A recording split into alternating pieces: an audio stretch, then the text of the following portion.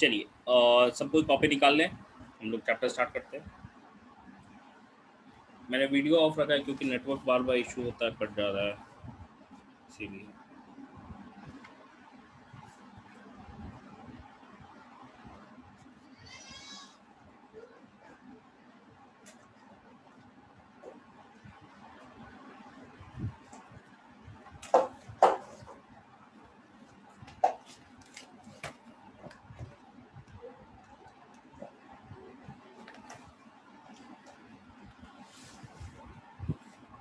चलिए, तो हम लोग चैप्टर का नाम दे देते हैं। चैप्टर का नाम सबसे पहले दे दिए cell cycle and cell division. तो cell cycle and cell division, ये 10th चैप्टर है। क्योंकि हमने क्रोमोसोम को पढ़ा है तो हमारे लिए आसान होगा ये चैप्टर को फिनिश करना। ये चैप्टर हम फिनिश कर लेंगे तब हम मूव करेंगे हमारे 9th number chapter, that is बायोकॉम, जो इन दोनों चैप्टर के बीच में था एनसीईआरटी के सबसे।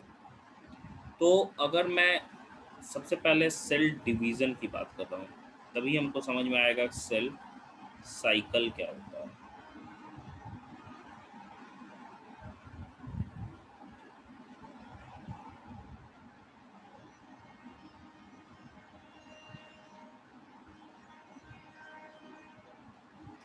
देखो, हम सबसे पहले देख रहे हैं भाई सेल डिवीज़न के बारे में।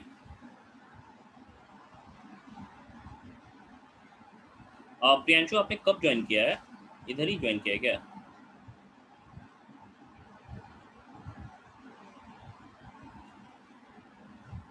अच्छा, नहीं नहीं, चैप्टर 1 2 ये सब नहीं स्टार्ट किया हम लोगों ने। यूनिट 3 को स्टार्ट किया है।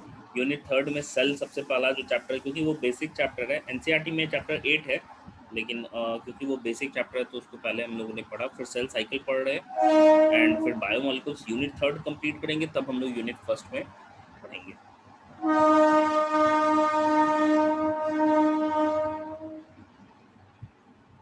देखिए, सेल डिवीजन की हम बात कर रहे हैं सबसे पहले। तो सबसे पहला क्वेश्चन आता है कि भाई सेल जो होता है वो डिवाइड क्यों हो रहा है, या इसी चीज को सेल डिवीजन को हमने पढ़ा है कि रुडोल्फ वर्चाउ थे, इन्होंने सेल लीनियस थ्योरी प्रपोज किया था।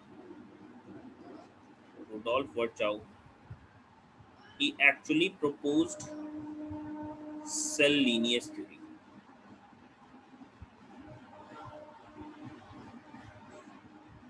Cell lineage theory.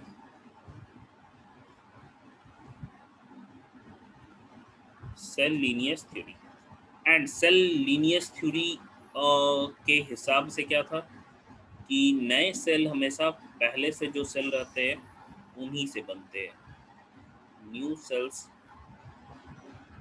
Arise from pre existing cells.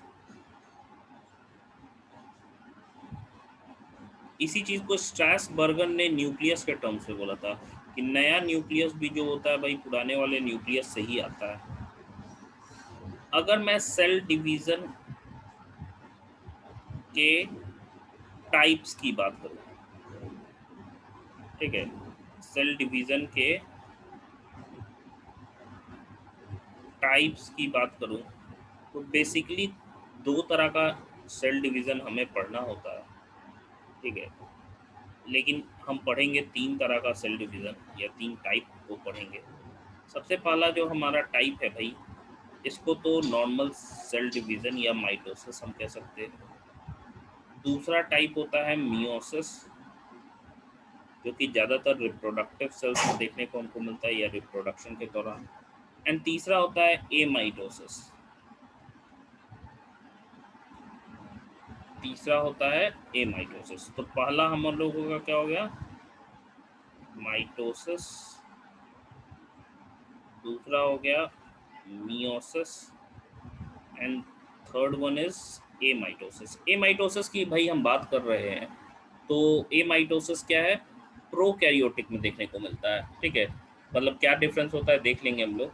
सबसे पहले मेन जो हमको पढ़ना है वो माइटोसिस और मियोसिस के ही बारे में पढ़ना है। तो हेडिंग हम बना लेंगे माइटोसिस।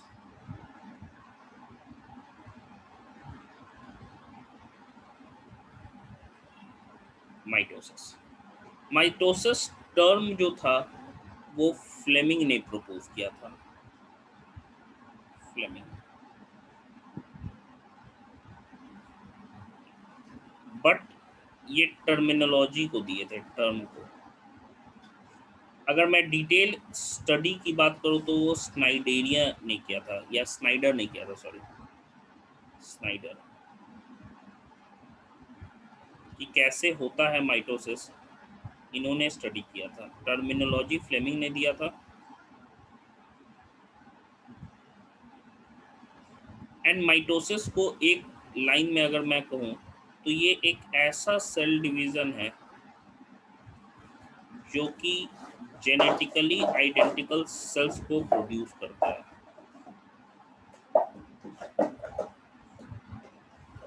प्रोड्यूसेस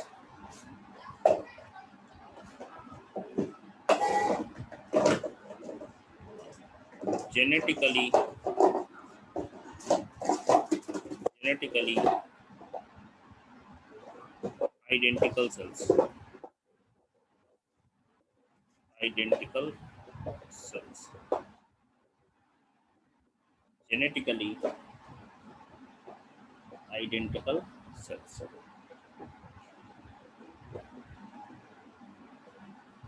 देखिए तो यहाँ तक देखिए। अब हमको पढ़ना है कॉज ऑफ माइटोसिस, कि भाई माइटोसिस होता क्यों है, समझना है चीज को।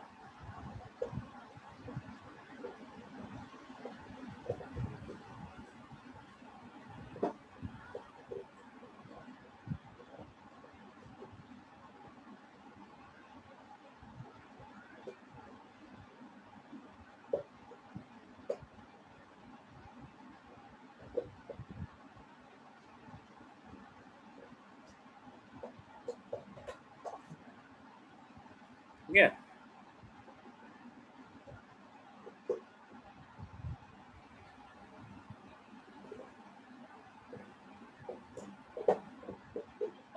क्रिश कौन सा एनसीईआरटी के टॉपिक से नहीं होगा? यस श्रेयांश, ये शॉर्ट चैप्टर है।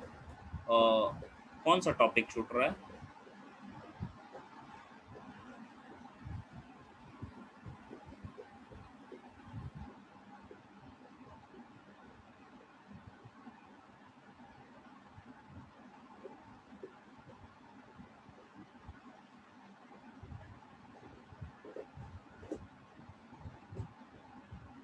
एनसीईआरटी बुक का ही है टॉपिक सारा।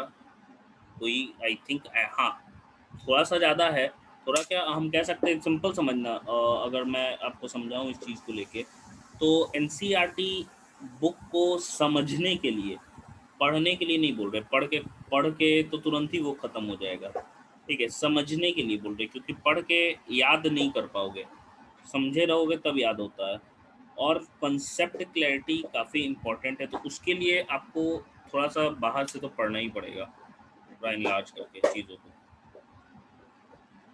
देखो, सबसे पहले हम बात कर रहे हैं किसके, कॉज ऑफ माइटोसिस की। कि हम कहते हैं भाई कोई भी सेल, देखो जनरल हम सेल डिवीजन माइटोसिस को ही लेते हैं, क्योंकि यही सारे सेल में होता है। रिप्रोडक्टिव सेल को छोड़ के सब जगह क्या होता है, माइटोसिस ही होता है। तो दो कॉजेज निकल के आते हैं। सबसे पहला है कर्ण plasm theory.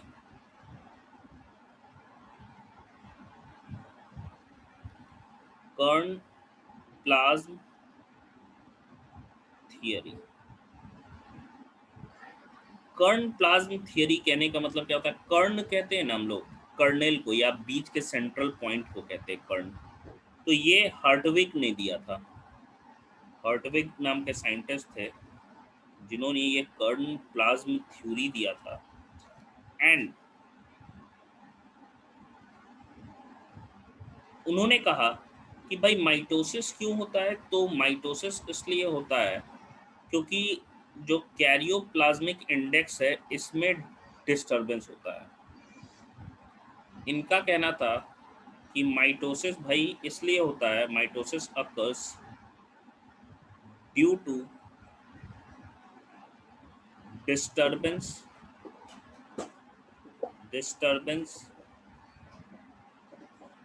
in karyoplasmic index.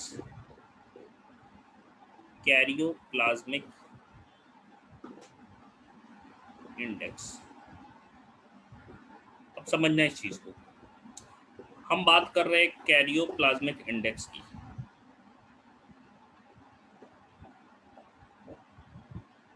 Karyoplasmic index ये है क्या? तो सिंपली हम कह सकते हैं कि कैरियोप्लाज्मिक इंडेक्स होता है, मान लो कोई भी हम सेल ले लिए, ठीक है, सेल है ये हमारा,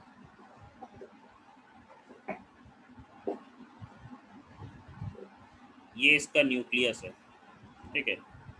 मान लो इसके ये न्यूक्लियस होगा, वॉल्यूम ऑफ न्यूक्लियस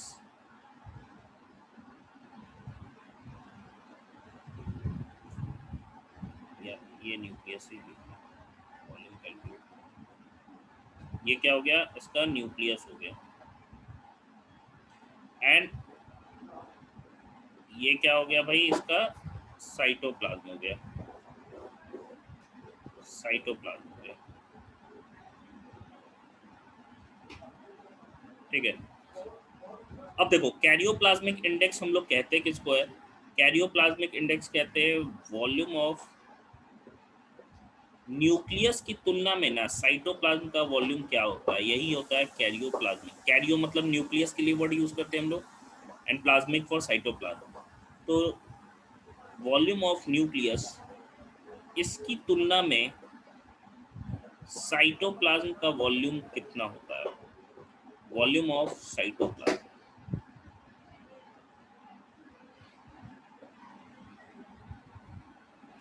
तो अगर मैं कैरियोप्लाज्मिक इंडेक्स की बात करूं, मान लो हम न्यूक्लियस के वॉल्यूम को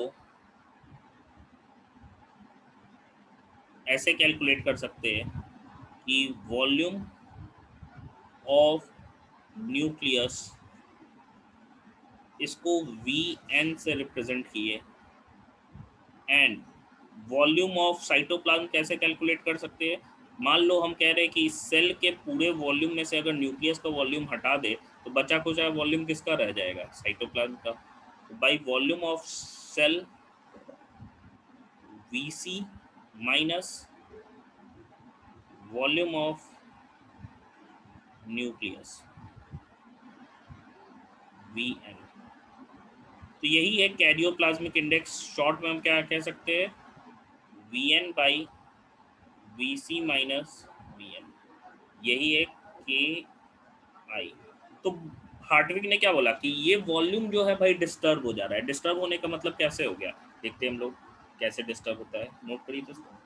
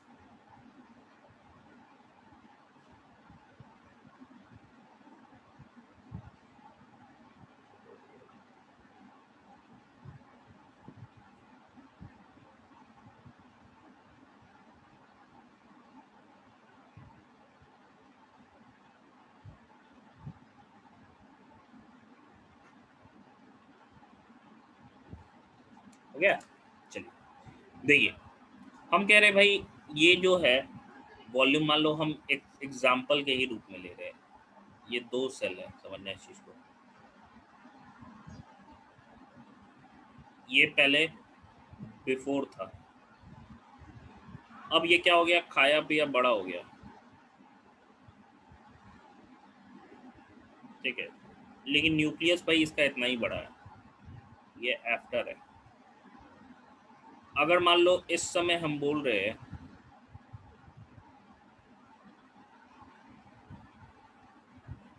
ठीक है।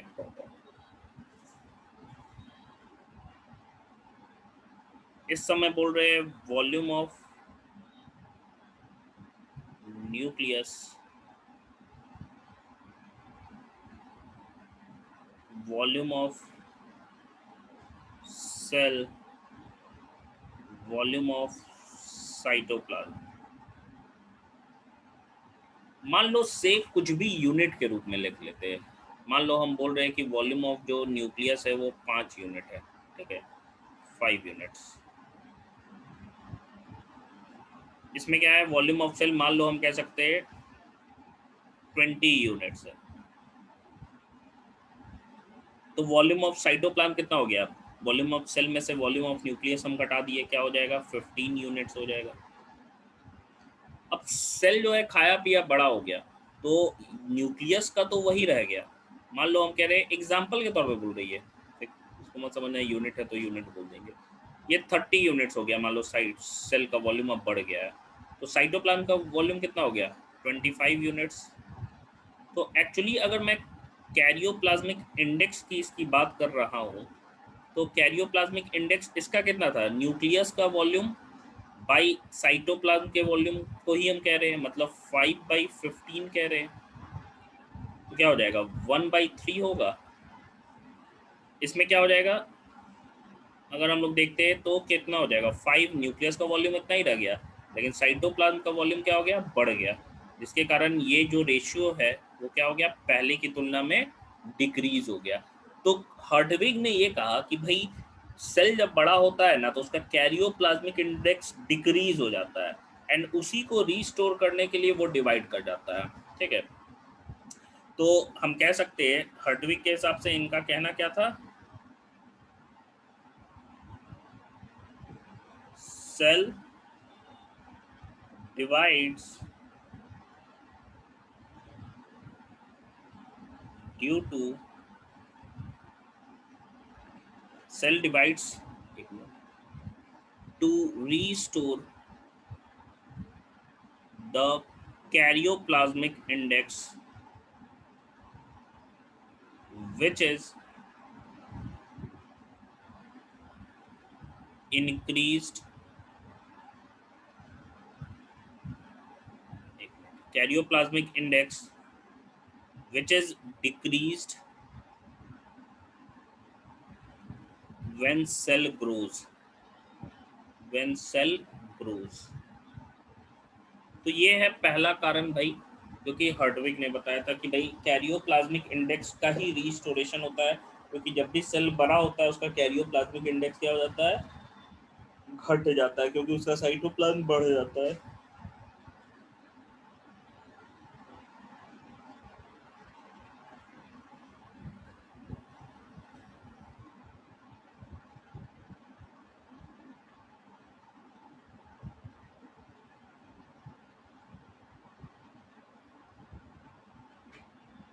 हो गया?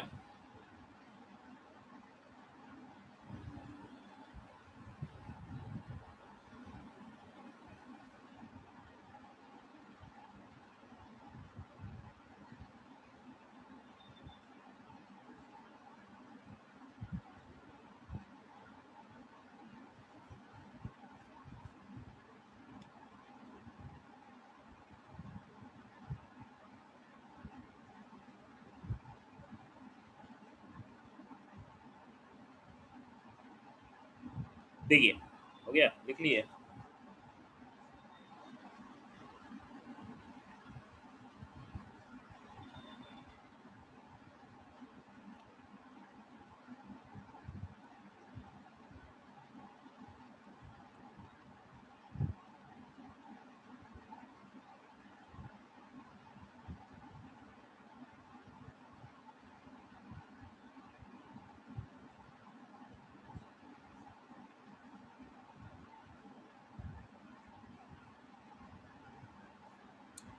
चलिए देखिए, नेक्स्ट अगर मैं कारण की बात करूं, तो पहला तो कर्ण प्लाज्म थ्योरी हम लोगों ने देख लिया भाई।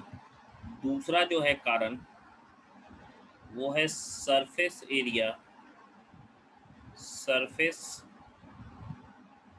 Area volume ratio, volume ratio. अब समझना इस चीज को,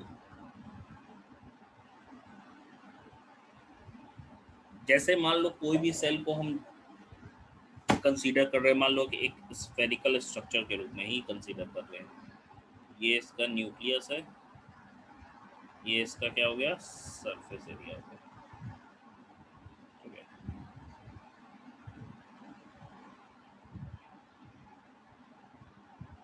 मान लो ये हम कह रहे हैं ये खाया पिया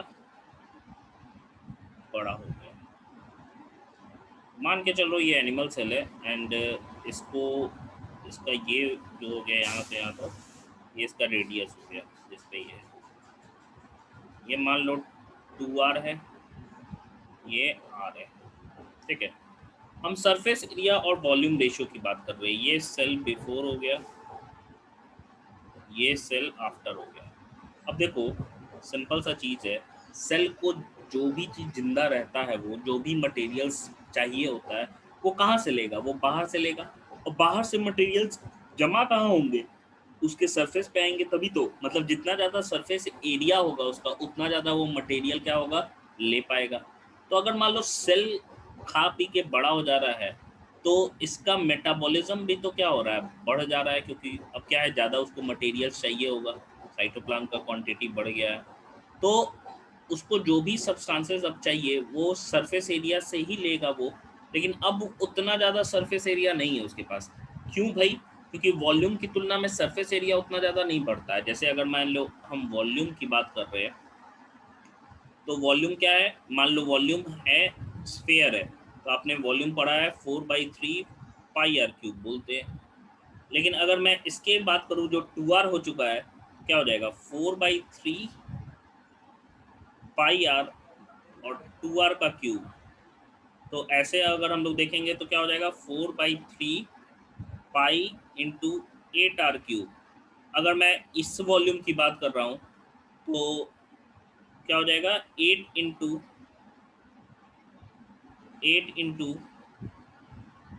4/3 पाई आर क्यूब।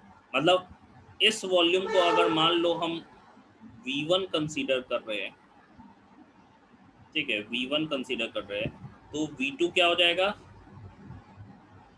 इसके जगह V1 रख दो, तो V2 क्या हो जाएगा भाई, 8V1 हो जाएगा। मतलब 8V1 है ना, तो 8 गुना बढ़ गया, मतलब 8 गुना। अगर रेडियस को हम डबल किए तो 8 गुना। लेकिन अगर मान लो हम सरफेस एरिया की बात कर रहे हैं इसके, ठीक है, इसके सरफेस एरिया की बात कर रहे हैं,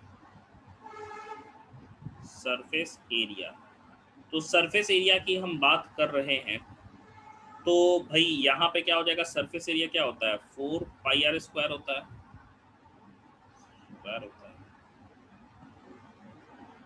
एंड इस 4 पाई r² को मान लो हम कंसीडर कर लिए हैं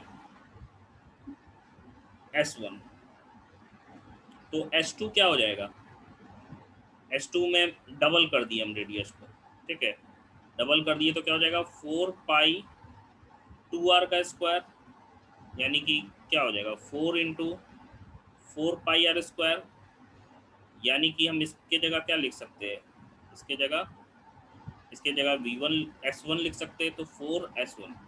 तो अब समझो यहाँ पे कि भाई हम रेडियस को जब डबल करते हैं ना, तो वॉल्यूम तो 8 गुना बढ़ता है, लेकिन उतने 8 गुना वॉल्यूम के हिसाब से सरफेस एरिया उसका 8 गुना थोड़ी ना बढ़ रहा है।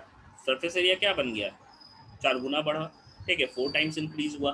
तो ये 4 टाइम्स जो डेफिशिएंसी है सरफेस एरिया की, वो तो डेफिशिएंट हो गया ना। अब सरफेस एरिया इस बढ़े हुए वॉल्यूम के लिए सफिशिएंट नहीं पड़ रहा है। अगर 8 गुना बढ़ता, सरफेस एरिया भी अगर क्यूब के हिसाब से बढ़ता तो सफिशिएंट था, लेकिन सरफेस एरिया स्क्वायर के हिसाब से बढ़ता है तो इनसफिशिएंट हो गया। तो यही जो जो हम कह सकते हैं डेफिशिएंसी हो रही है कि बढ़े हुए वॉल्यूम के लिए, क्योंकि उतना साइटोप्लाज्म बढ़ चुका है।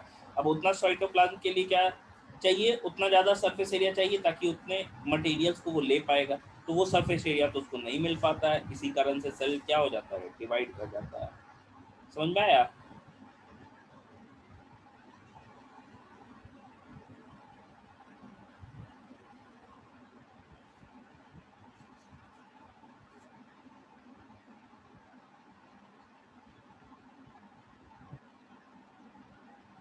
नहीं आया, रिपीट करें।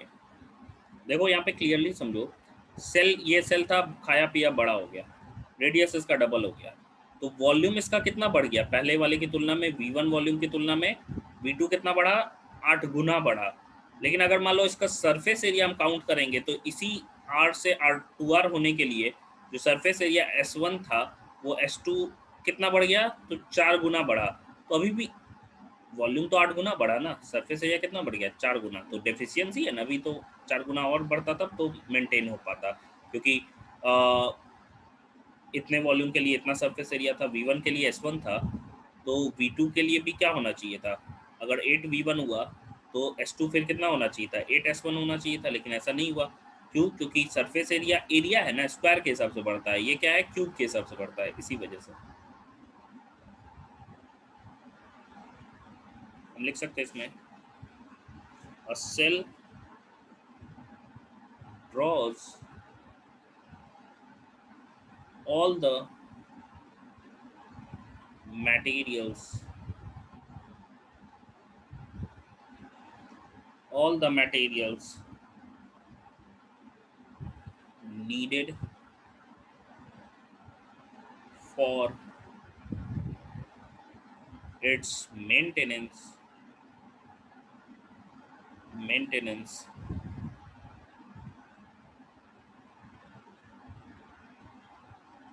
and growth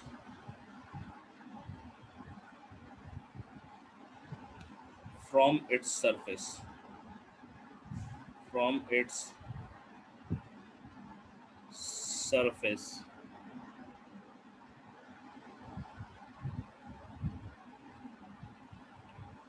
When a cell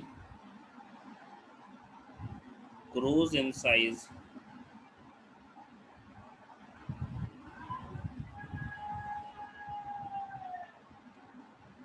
its volume increases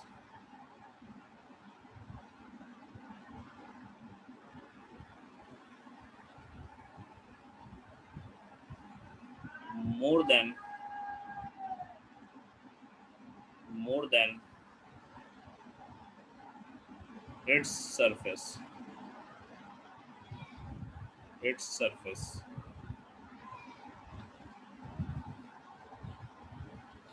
यहाँ तक लिखिए, नेक्स्ट पॉइंट लिखवा रहे हैं अभी, और एक पॉइंट है।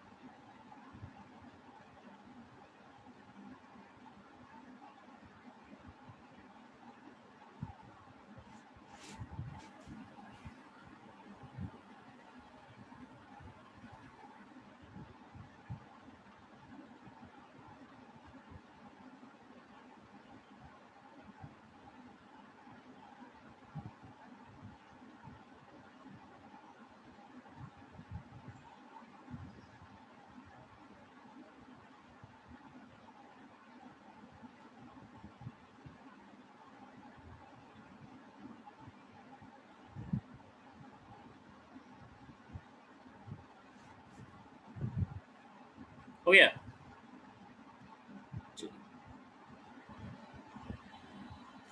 लास्ट पॉइंट हम लोगों का, हाँ, सरफेस। नेक्स्ट पॉइंट लिखिएगा, so a stage, so a stage will reach will reach when the surface area becomes insufficient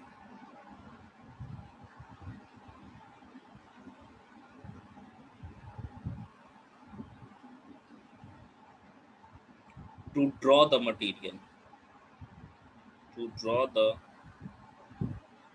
material to draw the material.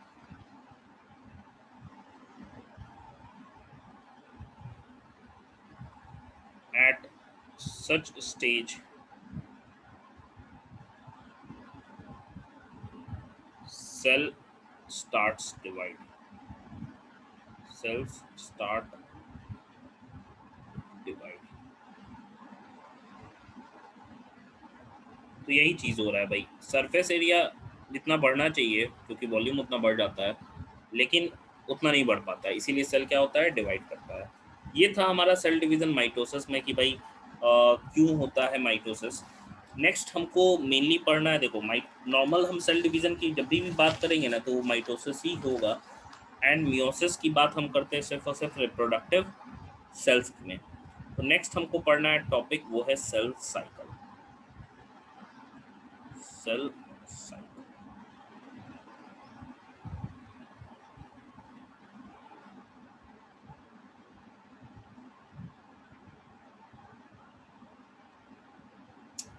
देखिए सेल साइकिल को अगर मैं सिंपल डिफाइन करूं कि डिफिनीशन उसका क्या होगा, तो बहुत सारे इवेंट्स होते हैं सेल डिवीजन के लिए, जैसे कि सेल जो है अपने जीनोम यानी कि जो क्रोमोसोम नंबर होता है उसको डुप्लीकेट करता है, जो भी मटेरियल्स डिवीजन के लिए चाहिए होता है उसको सिंथेसाइज करता है, एंड फाइनली वो डिवाइड हो जाता है।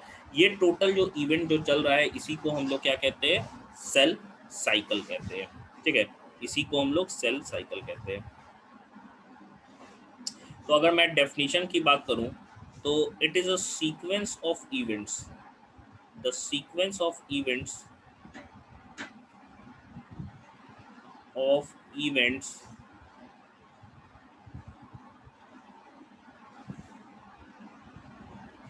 इक्वल नहीं होगा आस्था surface area.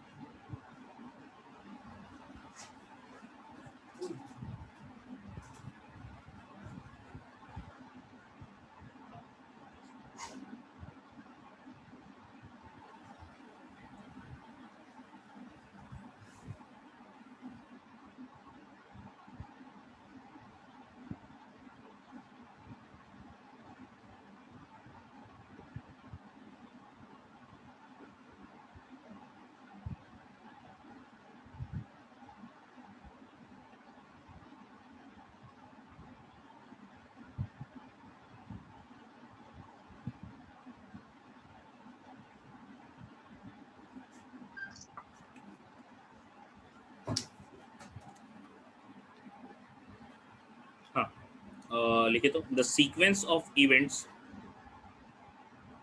By which a cell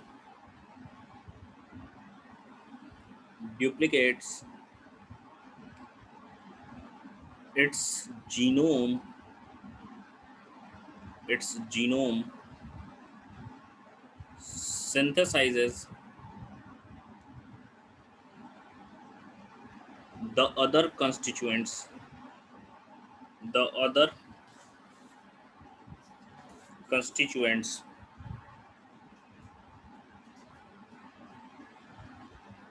constituents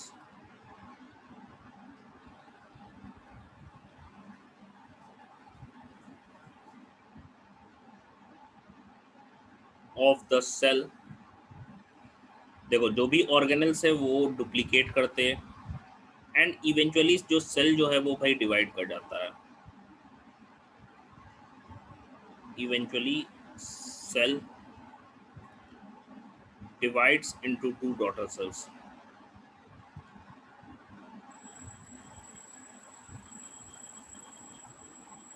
Two daughter cells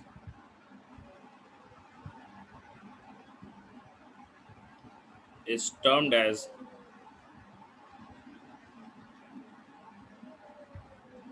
cell cycle।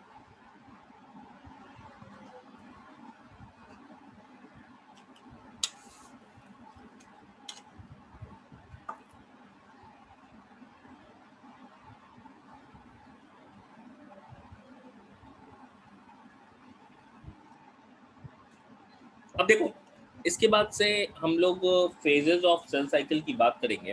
Phases of cell cycle में सेल में दो ही फेज होता है। एक वो फेज जो कि सेल डिवाइड नहीं कर रहा होता, कोई भी हमको उसमें सेल डिवीजन का कोई भी हमको प्रॉपर्टीज नहीं नजर आ रहा होता है या कोई भी एक्टिविटी सेल डिवीजन के लिए नहीं नजर आ रहा होता है। सेल नॉर्मली मेटाबॉलिकली एक्टिव होता है। उस कंडीशन को या उस स्टेज को हम इंटरफेज कहते हैं। एंड जब सेल डिवाइड होता है, स्टार्ट होता है, तो उसको डिवीजन फेज या उसी को हम लोग एम फेज के नाम से भी जानते हैं। तो नेक्स्ट टॉपिक जो है हमारा, it will be phases of cell cycle. Phases of cell cycle. Phases of cell cycle.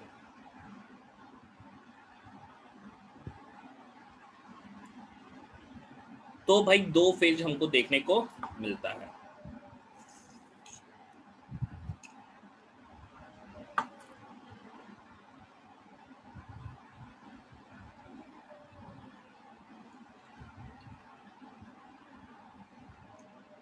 यहां तक लिखे तो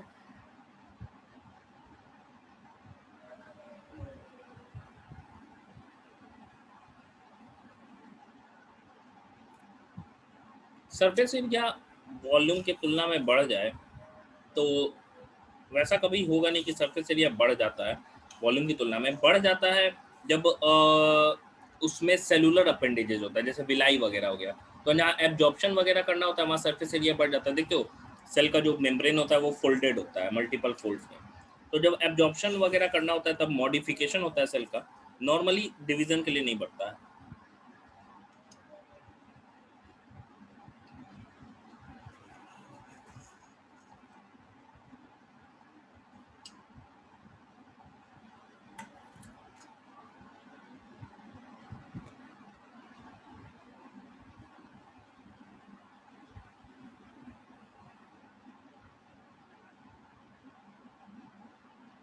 चलिए हो गया।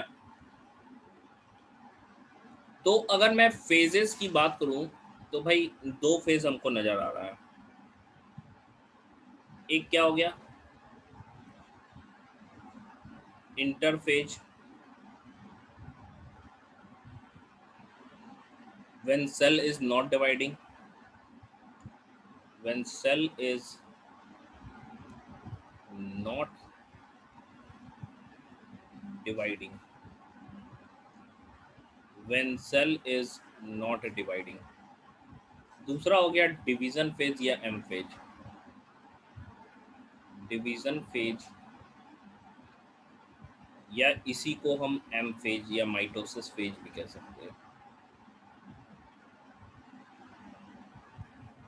देखा गया है कि 95% से ज़्यादा समय जो सेल है इंटरफेज में ही बिताता है।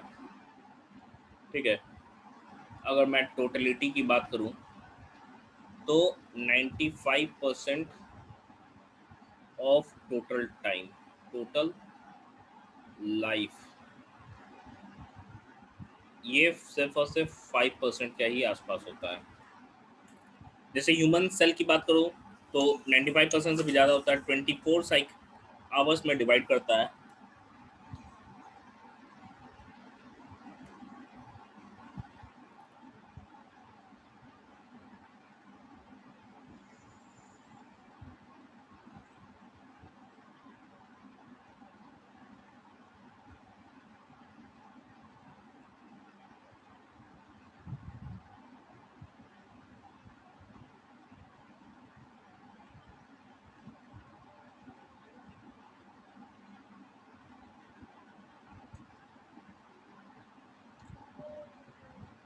अगर ह्यूमन सेल को हम कल्चर करते हैं तो हर 24 घंटे में ये डिवाइड करता है, जिसमें से 23 घंटा जो होता है ना, वो इंटरफेज में रहता है। मतलब कोई भी एक्टिविटी सेल डिवीजन के लिए नहीं नजर आएगा। एंड लास्ट जो है, लास्ट 1 आवर उसी में वो एम फेज में हमको देखने को मिलता है। एम फेज एग्जाम्पल के तौर पर, तो अगर मैं इंटरफेज की बात करूं तो हम क्लियरली कह सकते हैं कि इंटरफेज वो फेज है जो कि दो डिवीजन फेज के बीच में आता है।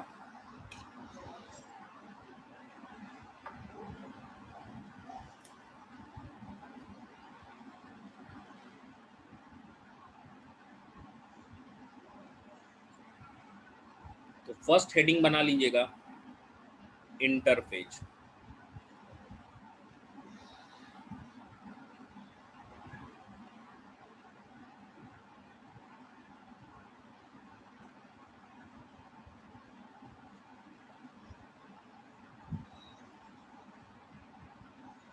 इसको सिंपल हम कह सकते हैं, it is a phase between two successive, लगातार जो एम फेज होते हैं उनके बीच का phase, successive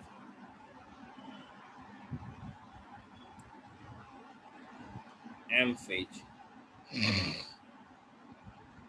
phase between two successive M phase. इस इंटरफेज को पहले माना जाता था कि भाई ये तो एक इनएक्टिव फेज है कि सेल डिवाइड ही नहीं कर रहा है, लेकिन एक्चुअली देखा गया कि सेल सबसे ज़्यादा एक्टिव इसी फेज में रहता है, क्योंकि जितना भी चीज़ है, जितना भी प्रोसेस है सेल डिवीज़न के दौरान, सारा चीज़ का प्रिपरेशन तो सेल इसी फेज में करेगा ना।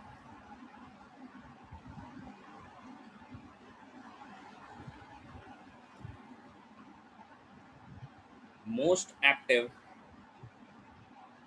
phase of cell cycle, phase of cell cycle,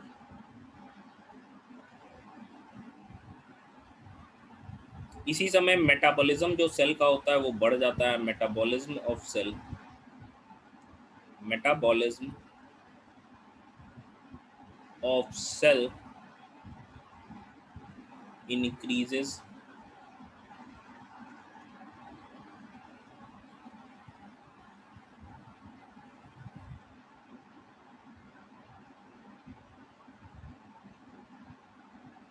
दो साइंटिस्ट थे, एक का नाम हार्वर्ड था एंड दूसरे का नाम पेक था। इन्होंने इंटरफेज को भी डिवाइड कर दिया तीन फेजेस में या तीन स्टेजेस में, हार्वर्ड एंड पेक।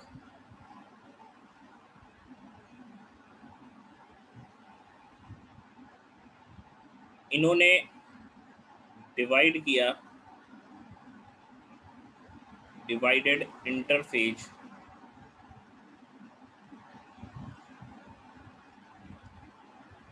इंटरफेज को तीन स्टेजेस में डिवाइड कर दिया, इनटू थ्री सब स्टेजेस। कौन कौन से वो स्टेजेस थे देखते हैं हम लोग एक एक करके। देखिए तो यहाँ तक,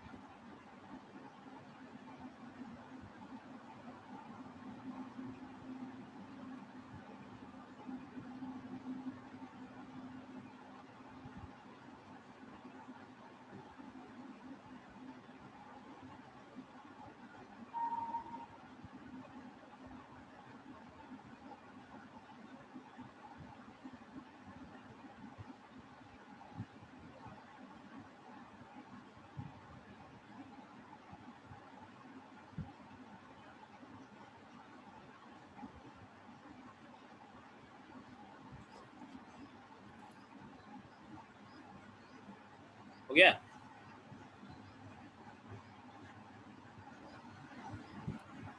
देखो ये जो सब स्टेजेस है, ये एक्चुअली हम कह सकते हैं, पहला स्टेज जो है इसको जीवन फेज कहते हैं।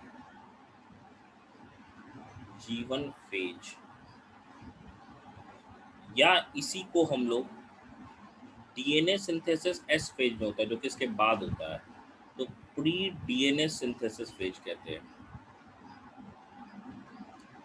सिंथेसिस फेज, या इसी को फर्स्ट गैप फेज भी कहते हैं। फर्स्ट गैप फेज,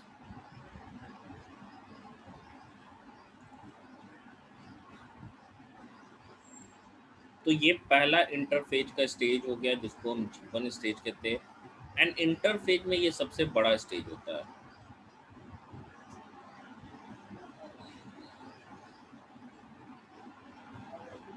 इसको हम लोग डिफाइन भी कर सकते हैं कि भाई ये एक टाइम इंटरवल है बिटवीन एम फेज हुआ है and next DNA synthesis start होगा। इसी को फर्स्ट हम कह सकते हैं गैप फेज भी कहते हैं। Interval between mitosis, mitosis M phase की बात कर रहे हैं, and initiation of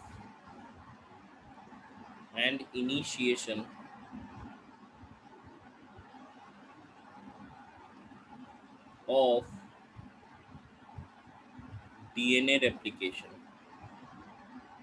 DNA replication, initiation of DNA replication.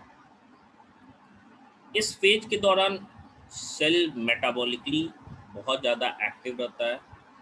Cell metabolically active होगा, एंड क्योंकि मेटाबॉलिकली एक्टिव है, समझना जिस चीज़ को, अगर तुम्हारा मेटाबॉलिज्म ज़्यादा होगा तो तुम्हारा ग्रोथ भी ज़्यादा होगा।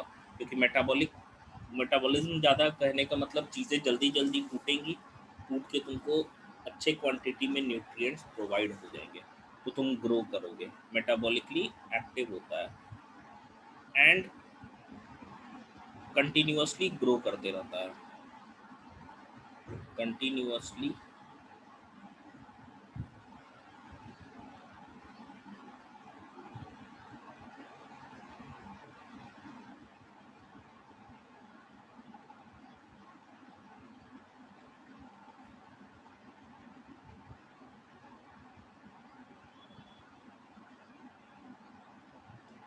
देखो नेक्स्ट, इस दौरान क्या है कि ज़्यादातर जो ऑर्गेनेल्स प्रेजेंट होते हैं सेल के अंदर जीवन में, वो कंटिन्यूअसली ग्रो करता है, ठीक है, बड़ा होता है।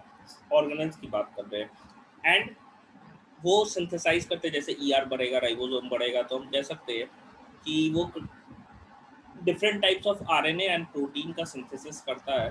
अब ये सारे मटेरियल सिंथेसिस करेंगे तो साइटोप्लाज्म की भी क्वांटिटी क्या हो जाएगी, बढ़ जाएगी। एंड प्रोटीन के क्वांटिटी के कारण, प्रोटीन के सिंथेसिस के कारण हम एक्यूरेटली कह सकते हैं कि जो ओवरऑल साइज है सेल का वो भी इंक्रीज हो जाता है, क्योंकि नया प्रोटोप्लाज्म बनने लगता है। एंड मैक्सिमम जो ग्रोथ है वो इसी स्टेज में हमको देखने को मिलता है।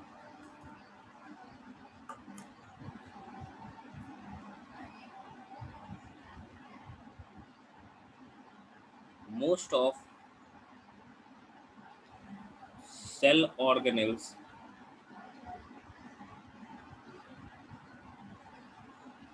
increases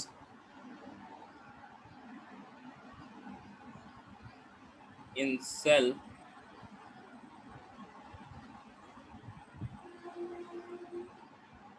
synthesis of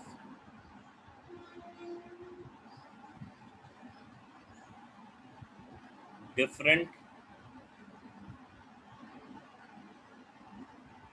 types of RNA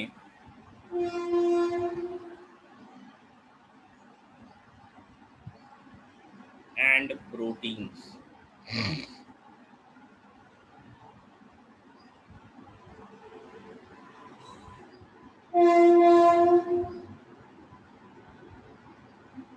अब क्योंकि प्रोटीन प्रेजेंट होगा due to availability of proteins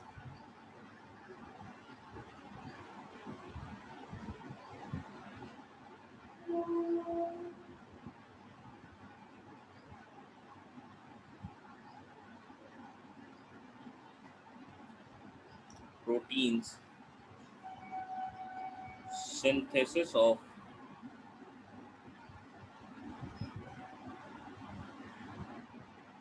new protoplasm synthesis of new protoplasm takes place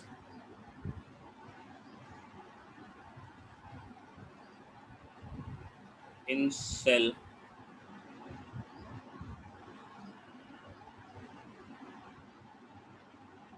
and it starts growing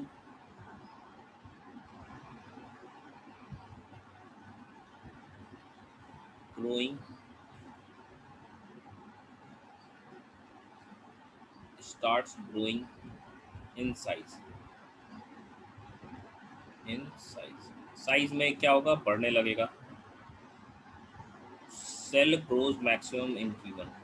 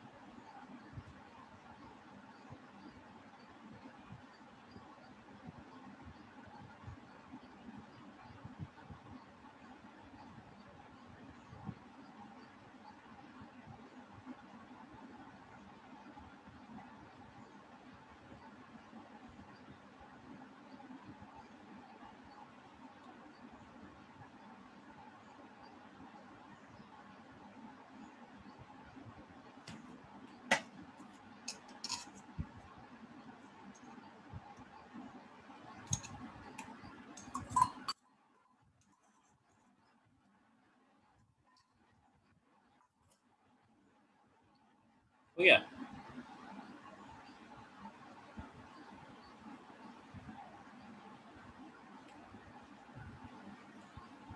देखो, इसी जीवन फेज के बाद ना हम कह सकते हैं, इसी जीवन फेज में एक स्टार मार्क करके फेज मेंशन कर लीजिएगा, इसको G0 फेज या G0 फेज कह सकते हैं हम लोग.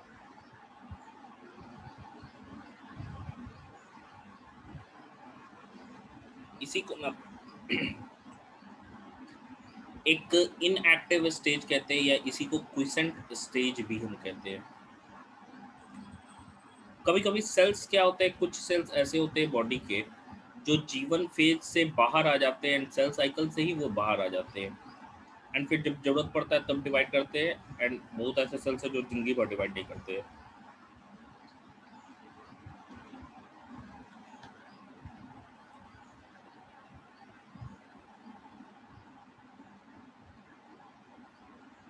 हम कह सकते हैं सम सेल्स इन एडल्ट एनिमल्स, जैसे हार्ट सेल्स हमारे होते हैं, हार्ट सेल्स डिवाइड नहीं करते, एग्जिट कर जाते हैं. Animals do not appear to exhibit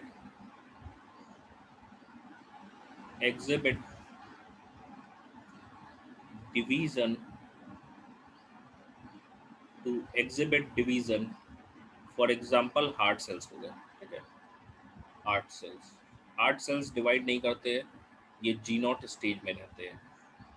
नहीं श्रेयांश, ये सेकंड नहीं, ये फर्स्ट में ही एक स्टार मार्क करके एक एडिशनल फेज है. सेकंड में जीवन के बाद एस आएगा, लेकिन मैंने क्या बोला कि कुछ सेल बाकी सेल जीवन के बाद एस में एंटर कर जाएंगे, फिर वो सेल साइकिल कंटिन्यू रहेगा, लेकिन कुछ सेल बाहर आ जाते हैं सेल साइकिल से। इन्हीं इसी स्टेज को जी नॉट फेज या क्विसेंट स्टेज कहते हैं।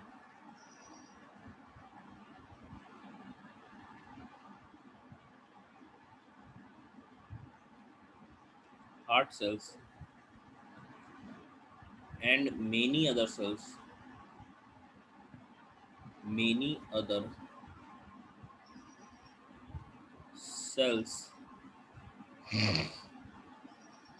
divide only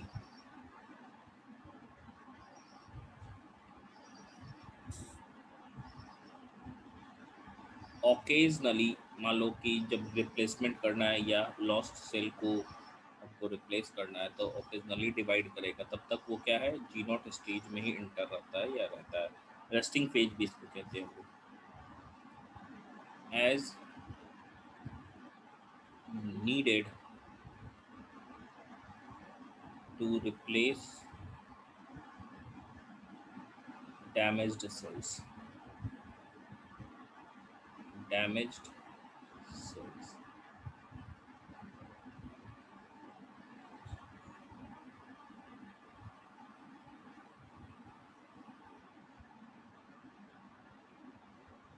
These cells do not divide further, do not divide further, further, exit जीवन फेज, जीवन फेज से बाहर आ रहे हैं, to enter an inactive stage, inactive stage. इसी को क्विसेंट स्टेज हम लोग कहते हैं।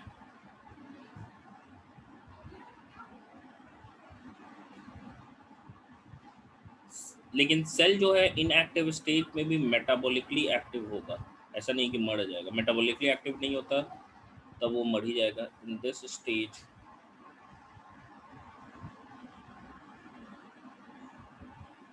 remain metabolically active, metabolically active।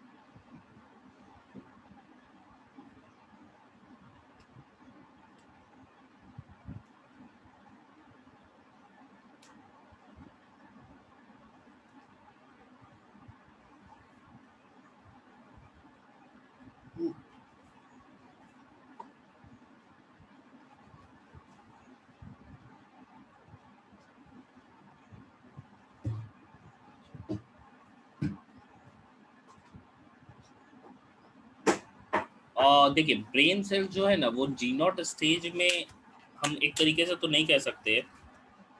Brain cell में फॉर्मेशन होता है, देखो ब्रेन सेल आपस में कभी डिवाइड नहीं करता। हार्ट सेल समहाउ रिप्लेस भी हो सकते हैं, कुछ डिवाइड करके बना भी लेते हैं, कुछ कुछ ऐसा नहीं कि सारे डैमेज होंगे तो। लेकिन ब्रेन में क्या है, सेंट्रियोल ही एब्सेंट होता है। सेंट्रियोल एब्सेंट होगा तो ब्रेन सेल डिवाइड ही नहीं करते।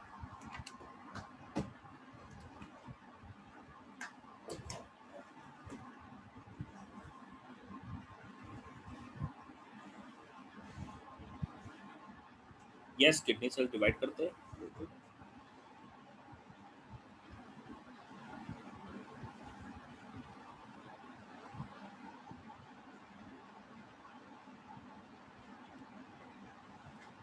सिंपल, आपका अगर आपका छोड़िए, किसी का अगर एक किडनी फेल हो जाएगा तो दूसरा किडनी में नेफ्रॉन का नंबर बहुत बढ़ जाता है साइज में, दूसरा किडनी डबल हो जाता है, वही फंक्शन करता है जो दोनों मिलकर करता है।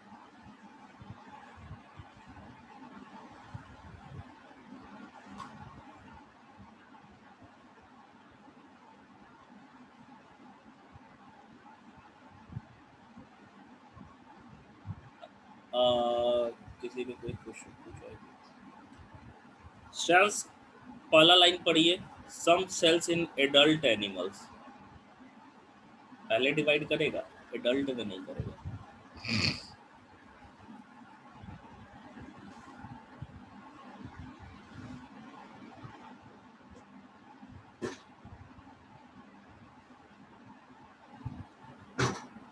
हो गया? तो यहीं तक हम लोग रहने देते हैं। इसके बाद सिंथेसिस फेज पढ़ेंगे and second gap phase, interphase हो जाएगा, फिर एफ फेज। तो आज के लिए इतना ही हम लोग रहने देते हैं, और जो क्वेश्चन है वो आप पूछ सकते हैं।